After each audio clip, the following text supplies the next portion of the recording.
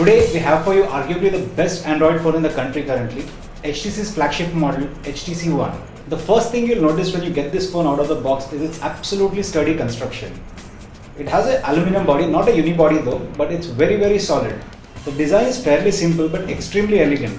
Now there are a couple of unusual things that you'll notice about this phone. First thing, there are only two buttons on the face, the home key and the back button. There is no options button which eventually appears in the app on the screen. The second thing you'll notice here is the placement of speakers which are at the front and above and below the screen, unlike most of the other phones where it's placed at the back or at the side. The hardware used in this device is fit for a flagship offering from a top company. It is based on the Qualcomm Snapdragon 600 SoC with 1.7 GHz quad-core processor with 2 GB of RAM, and you have the Adreno 320 GPU to take care of your gaming. It has 32 GB of built-in memory but no memory card slot, so you cannot expand it further. It has a 4.7-inch SLCD3 screen with a full HD resolution. Now this may not be an AMOLED screen, but it's super sharp.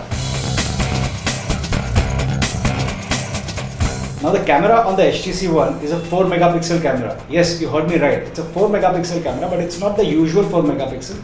Now this is not any ordinary camera, but one that incorporates a new technology called ultrapixel. Now the sensor is also called an ultrapixel sensor, which basically means that it captures more detail per pixel. Hence, you do not need to flaunt a higher megapixel count or higher megapixels as we know it for a better picture quality. Talking of image quality, it's not bad at all and definitely better than the contemporary 4 or 5 megapixel cameras that you get in a phone. But it cannot be compared to the camera quality of the one you find in an iPhone 5 or for that matter Galaxy S3 or of course the Nokia 920. However, the camera interface is very smooth and is packed with loads of features. The phone is capable of recording 1080p videos and we have nothing to complain about as far as the video quality is concerned.